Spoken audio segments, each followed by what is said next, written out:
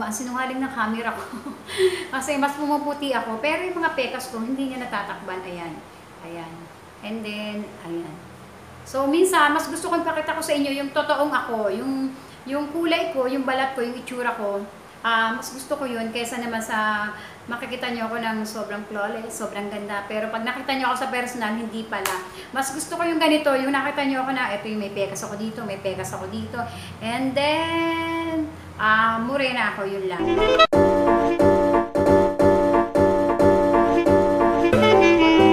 Hi guys! Good morning! Today is July 27, August pala, ano ba yan? August 27, 2018. So, pupunta ako ng CR namin kasi mapakita ko sa inyo yung yung ginamit ko na Watson, ano ba yun?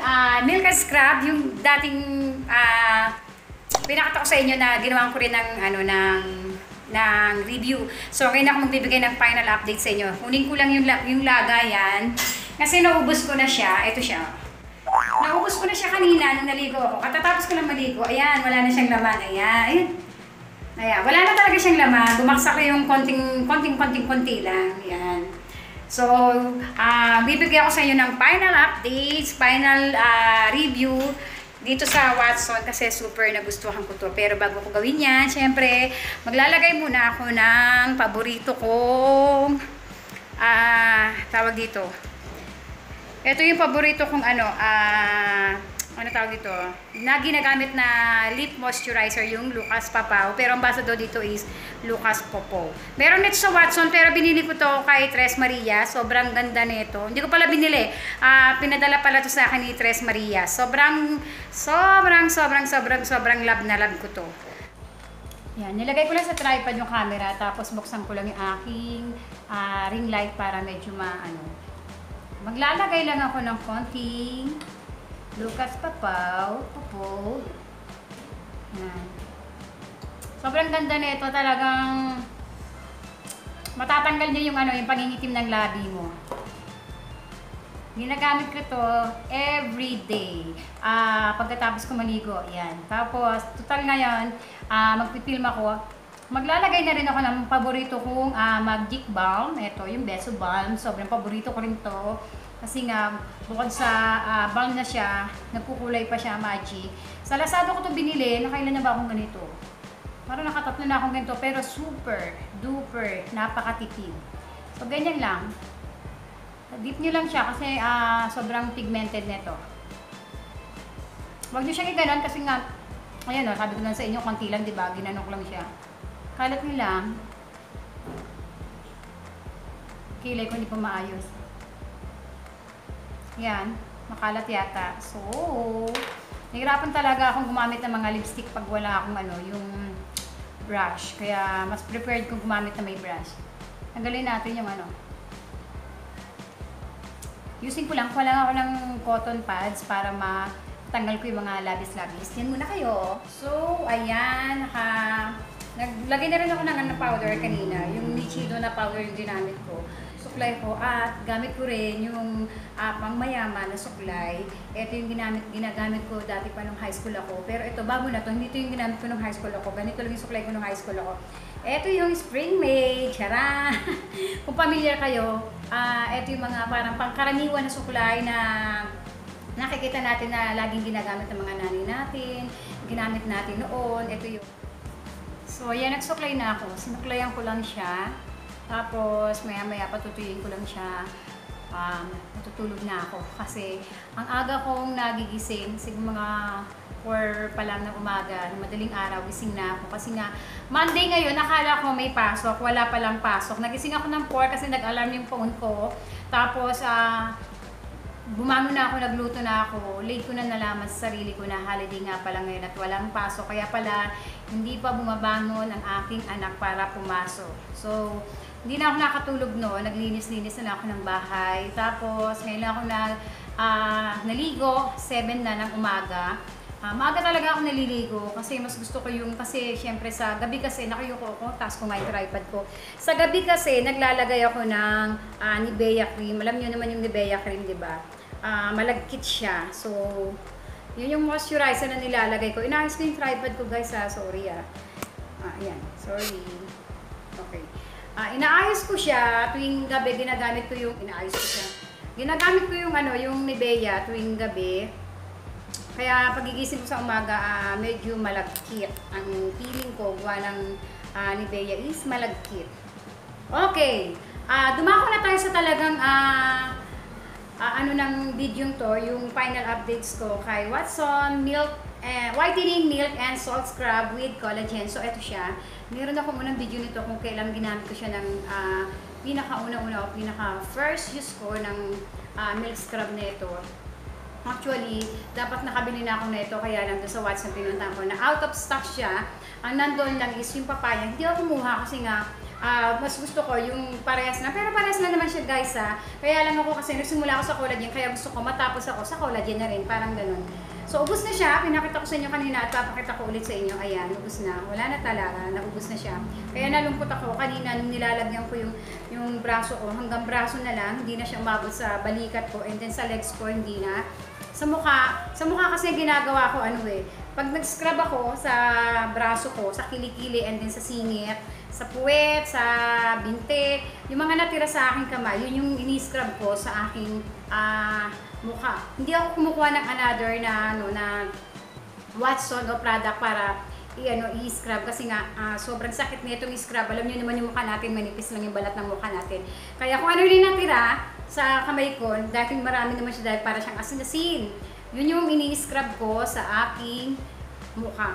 Tapos guys, alam niyo ba, napansin ko dito kay Watson, sobrang nagustuhan ko talaga siya. Sobrang, ewan ko, talagang, alam niyo ba, nahihiya ako sa balat ko kasi balat kalabaw ako Morena ako, diba guys? Lagi ko sinasabi sa inyo sa mga videos ko. Mahirap pa putiin yung balat ko. Hindi ko alam kung bakit. Ayan yung balat ko, ayan. Pero nung ginamit ko to, si Milk Scrub Watson,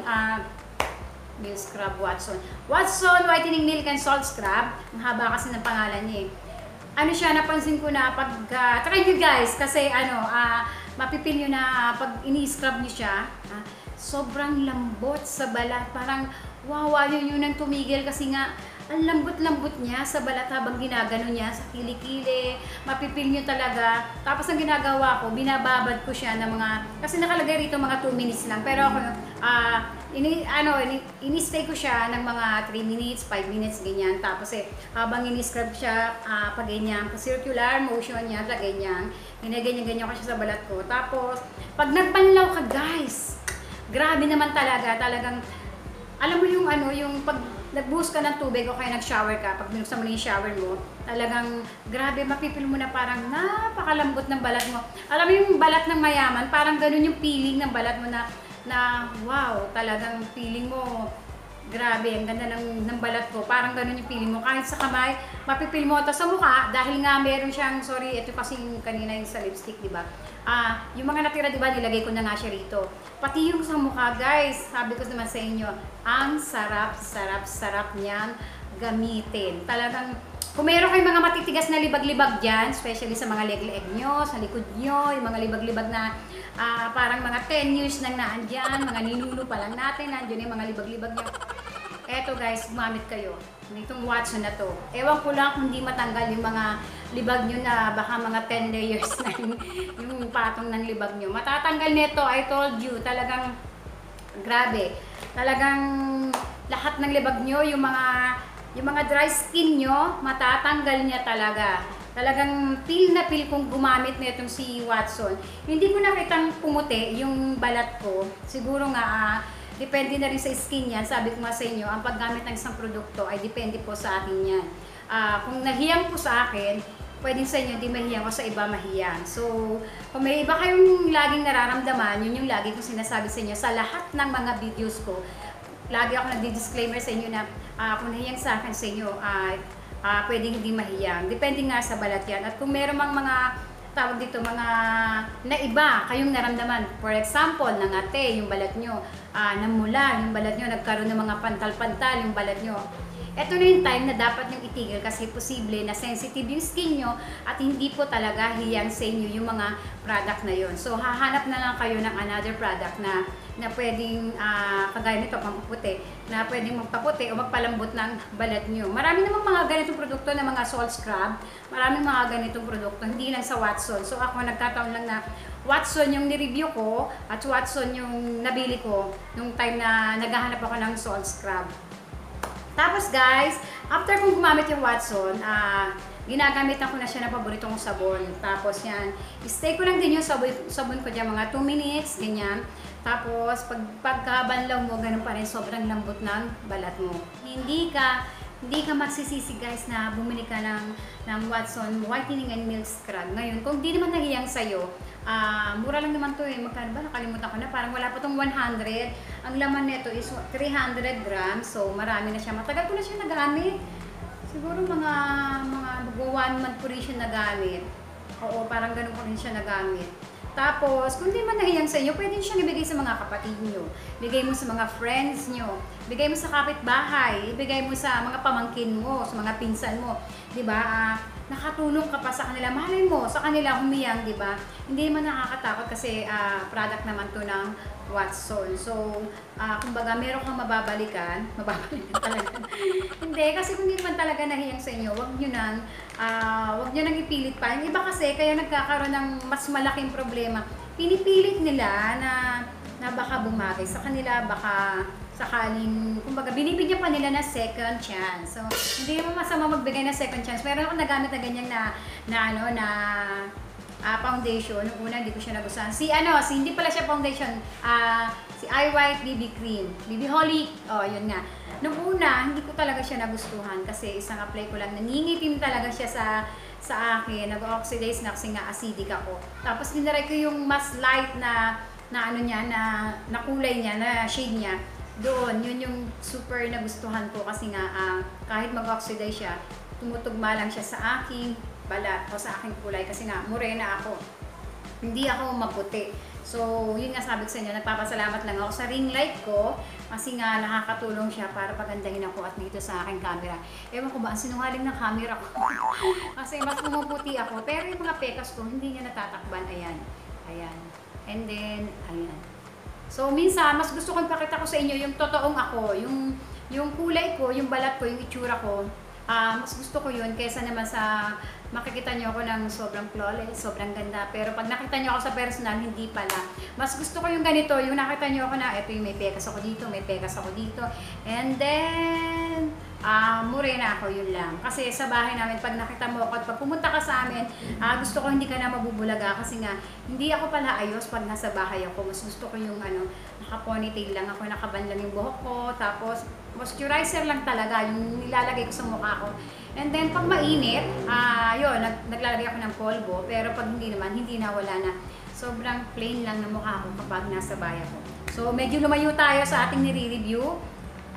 Yun lang naman yung masasabi ko. Kung tatanungin nyo ako, kung i-recommend ko to, si Watson, Whitening and Milk Salt Scrub with Collagen, oo, nire-recommend ko siya. Yun kung mahihiyang sa inyo.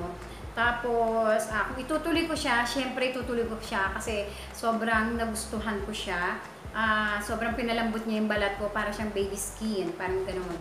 Meron din ako nire-review yung nila, yung collagen, yung tawag dito, yung glutathione. Ayan, bumili ako parang nung nakarang araw lang, bumili ako ng glutathione ng Watson. Nakaka-4 na araw na yata ako na pag-intake ko sa kanya. So, babalikan ko sa kayo pag naubos ko na rin yung 30 pieces yun eh. Balak kong gawin doon, twice a day ko siya. Kaya lang, nasimulan ko na siya ng isang araw sa isang piraso lang. So, tuloy ko na lang siguro yun. So, depende, mamaya kung iinom ako. So guys, yan lang sa ngayon. Binigay ko lang yung final update ko sa inyo sa Watson Whitening Milk and Salt Scrub with Collagen. Sobrang ganda nito guys. Bumili kayo. Hindi kayo magsisisi pag gumamit kayo nito. Pero kung di nga nahiyang sa inyo, stop nyo na. Yun lang yun. Kung meron kayong gusto yung i-review ko, huwag kayong mahiya. Mag-comment kayo dyan sa may comment section.